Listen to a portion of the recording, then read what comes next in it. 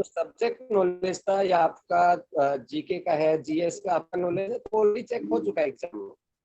Interview के अंदर आपकी पर्सनैलिटी को जज किया जाएगा, है ना, कि एज अ टीचर आप कैसा लगेंगे, आप बच्चों के साथ कंफर्टेबल होंगे कि नहीं, आप बच्चों को टीचिंग कर सकते हैं कि नहीं, है ना। बेसिकली आपको ज्यादा नॉलेज बेस्ड नहीं आएगा, नॉलेज आपसे पूछा जाएगा तो आपका सब्जेक्ट के ऊपर फोकस होगा, ठीक है। करंट अफेयर थोड़ा सा मतलब एज ए टीचर हमें अवेयर होना चाहिए आसपास के चीजों से, तो थोड़ा करंट अफेयर रखिए, बाकी आप उस पर फोकस मत करिए कि मुझे योजनाएं पढ़ लेनी है, सारा ये पढ़ लेना है, उसमें ज्यादा कुछ नहीं आएगा। मेरा एक प्रश्न है, अभी एनसीएफ हाँ सर। 2023 में एनसीएफ 2023 का एक नया प्रारूप आया हुआ है, कस्तूरी हाँ रंजन के हाँ, आ अध्यक्षता चुका में है। नया प्रारूप, हाँ नया प्रारूप आ गया है, अभी वो लागू नहीं हुआ है और फाइनल करना बाकी है। क्या इससे भी प्रश्न बन सकते हैं? क्या इसको भी हमें देखना चाहिए? देखिए क्योंकि इसका ये जो करंट में ही आया है, मुझे लग रहा है कि जल्दी में ही आया है, 10 या 11 हाँ तारीख के नहीं, आसपास में आया है। अभी ये अप्रैल के मंथ में ना, अभी मैंने डाउनलोड भी किया था, मैं खुद उसको स्टडी कर रहा हूँ। तो हालांकि हमें थोड़ा सा, जैसे सपोज करिए कि मेरा सब्जेक्ट हिंदी है या मेरा सब्जेक्ट इंग्लिश है, तो हमें थोड़ा सा ये देखना है कि मेरे सब्जेक्ट में क्या चेंजेस आ रहे हैं, ठीक है। आप पूरा मत पढ़िए उसको, लेकिन पर्टिकुलर अपने सब्जेक्ट का जो भी 2-3 पेज का जो पार्ट आपका रहेगा, थोड़ा उसको जरूर देखिए। बट सर वो काफी लंबा है, वो लगभग 600 पेज के आसपास का, 667 पेज का शायद है, ऐसा कुछ है उसकी। नहीं, जैसे आपने एनसीएफ 2005 पढ़ा होगा, ठीक है, उसमें थोड़ा सा चेंजेस करके, ज्यादा कुछ चेंज नहीं है, थोड़ा बहुत चेंजेस हुआ है सब्जेक्ट के साथ, थोड़ा सा मतलब ऐसा नहीं लगना चाहिए कि आप आउट ऑफ डेटेड है, थोड़ा सा तो अपने क्या सर सब्जेक्ट को संभावना, सर क्या संभावना बन सकती है प्रश्न की? देखिए, पूछने को तो वो पूछ सकता है, बट ऐसा नहीं है कि उसके बेस पे आपको जज किया जाएगा। थोड़ा सा आपके लिए पॉजिटिव बन जाता है कि आपने अगर उसको थोड़ा देखा है ना, तो सामने वाले को लगेगा कि बंदा आउट ऑफ डेट नहीं है, एकदम टाइम के साथ चलने वाला है। एज ए टीचर हमें एक अच्छी क्वालिटी है कि हम पढ़ते रहते हैं टाइम टू टाइम, है ना, कुछ भी नया आता है तो टीचर को पता होता है, तो उससे आपका सर ऐड होगा कुछ। सर अभी एक प्रश्न था, जो एनसीएफ जो अभी 2023 आया है नया, उसमें जहां मैंने मतलब यूट्यूब पे देखा, तो उसमें ये दिखा रहे थे कि अभी तक तो ये था कि हाई स्कूल का बोर्ड खत्म कर दिया जाएगा। उसमें ये पता चला कि 9th और 10th और 12th 11th 12th मिला के इस सेमेस्टर वाइज परीक्षाएं होंगी और नंबर जुड़ेंगे। कुछ इसका राइट बस थोड़ा सा राइट। क्लियर कर हाँ, दीजिए कि ये क्या कहना चाह रहे हैं। हाँ वो ये कहना चाह रहे हैं कि जो हमारे देखिए 9th इसका के एग्जाम हो रहा था वो तो कॉलेज में ही होता था, स्कूल में ही होता था, उसकी हाँ। भी बोर्ड परीक्षाएं होंगी, सेमेस्टर वाइज होंगी, और उसमें 9th के भी आपको नंबर 10th में, मतलब जो 10th का रिजल्ट आएगा वो 9th का भी जुड़ेगा उसमें। हाँ टोटल जी हाँ टोटल जी, आपको और जो साल जैसे में 12th 16 वाला होगा सब्जेक्ट वैसे ही चार 11th और से 12th दोनों का ऐड होगा। चार उसमें टोटल सेमेस्टर। 16 सब्जेक्ट होंगे 9th और 10th में मिला करके, और हाँ। 4-4 सब्जेक्ट का सेमेस्टर वाइज एग्जाम होगा, ऐसा करके कुछ है उसमें शायद। अच्छा अच्छा।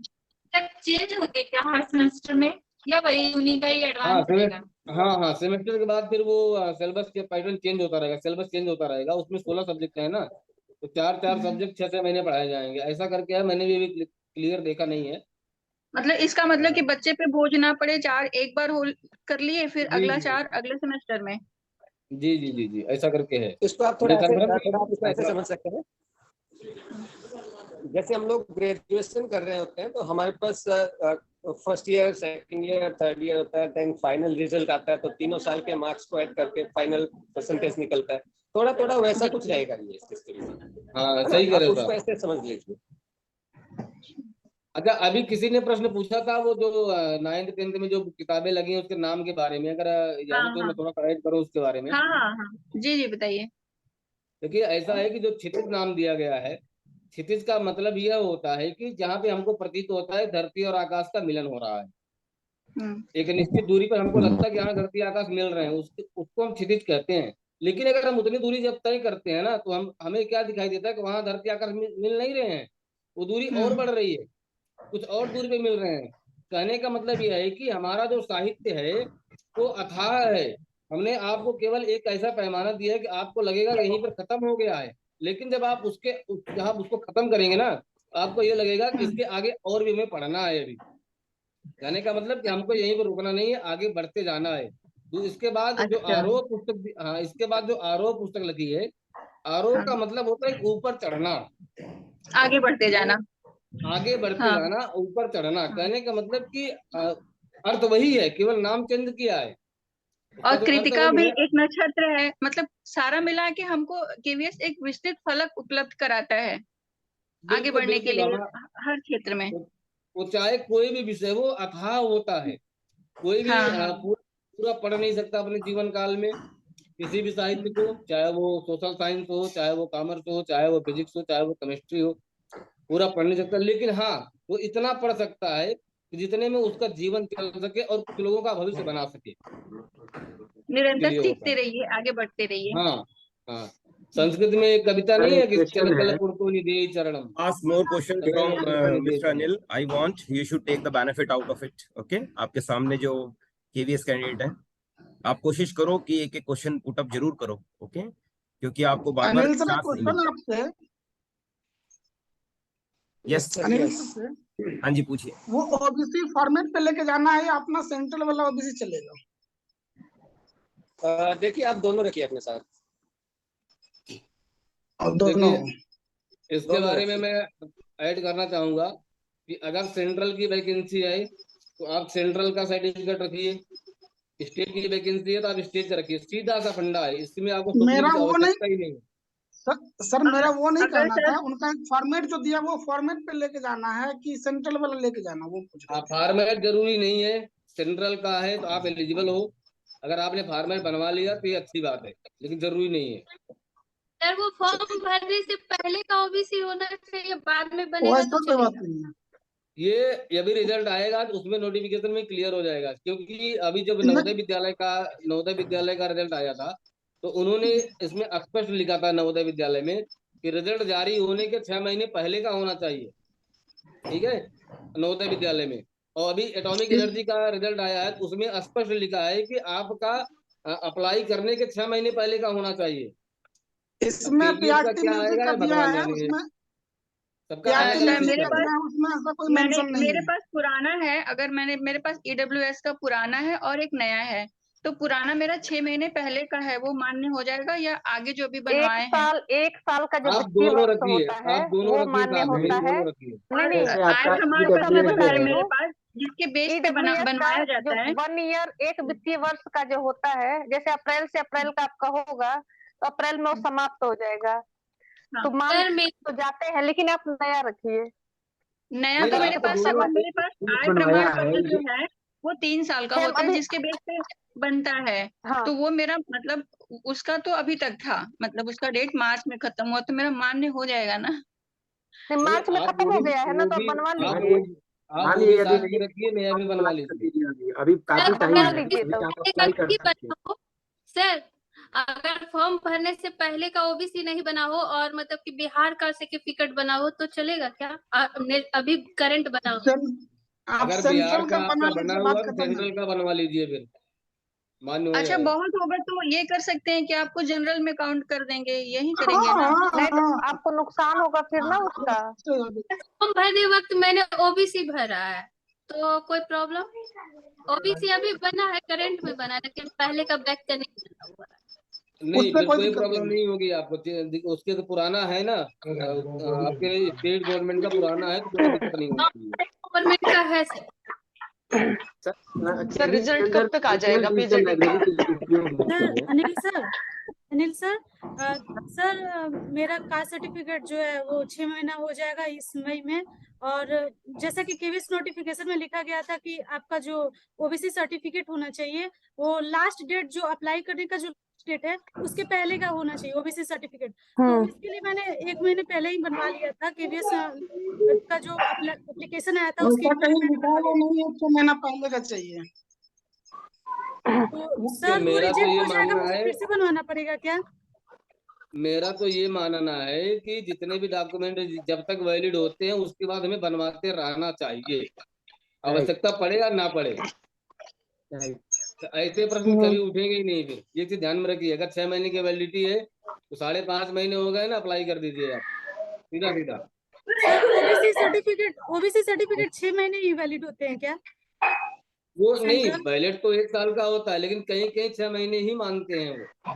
आप अप्लाई कर दीजिए ना, टेंशन खत्म। ओके हाँ, जैसे आप कहीं पुलिस वेरिफिकेशन करवाते हैं तो उसमें लिख करके आता है कि 1 साल के लिए वैलिड है, लेकिन ओके जो सर वैकेंसियों रिक्रूटमेंट में लेते हैं वो 6 महीने ही मांगते हैं, वो 6 महीने ज्यादा मांगते ही नहीं उसको।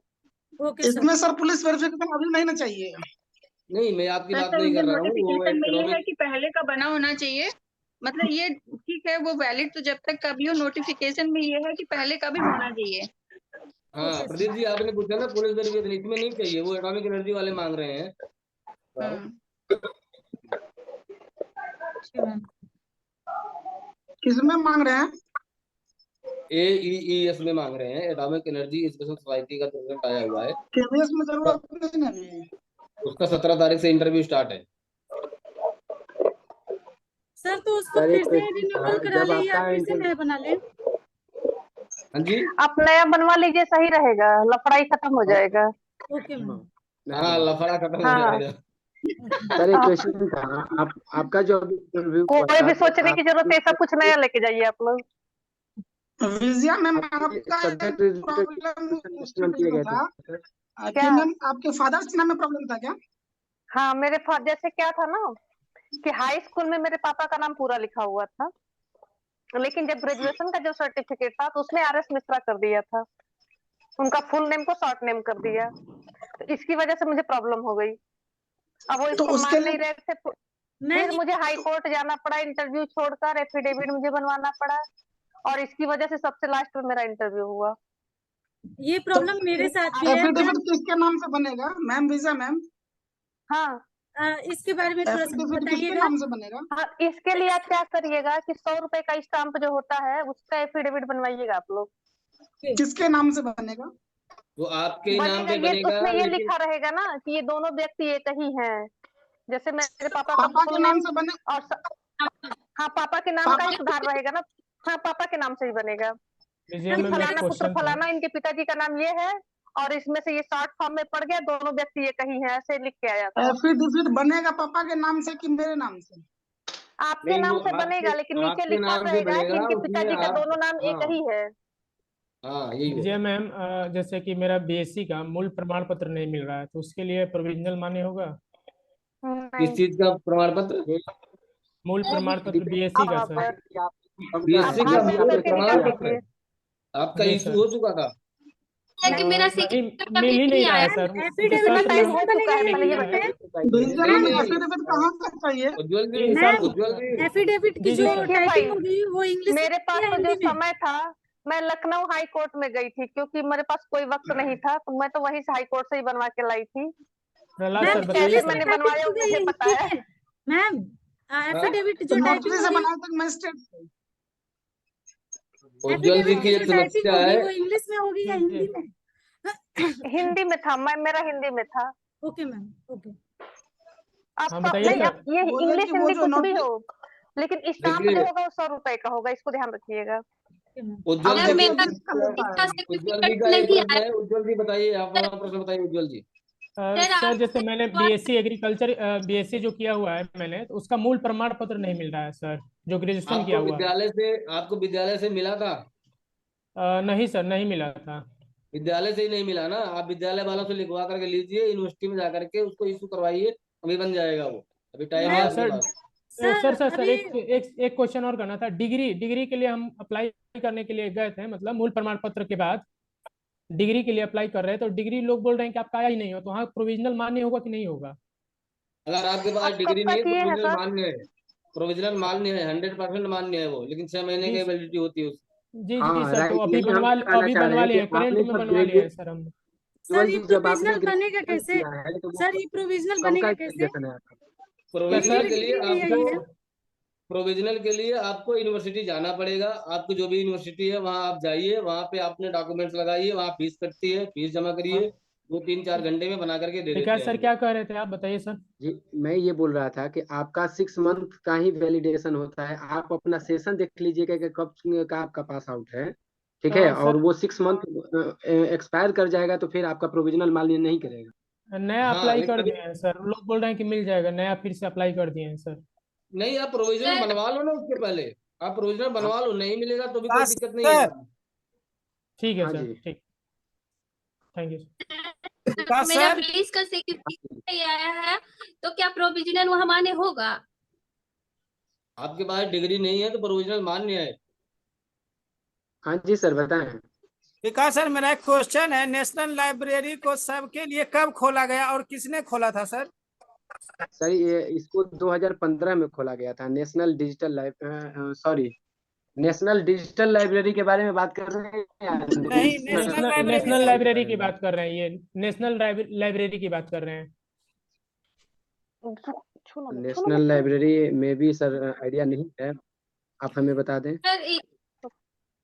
हाँ जी किरण, सर मेरा सर लाइब्रेरियन से मेरा एक सवाल है कि आप लाइब्रेरियन क्यों बनना चाहते हैं और हम आप ही को क्यों चूज कर रहे हैं इस पोस्ट के लिए? मेरा पहले सवाल पूरा हो जाने दीजिए।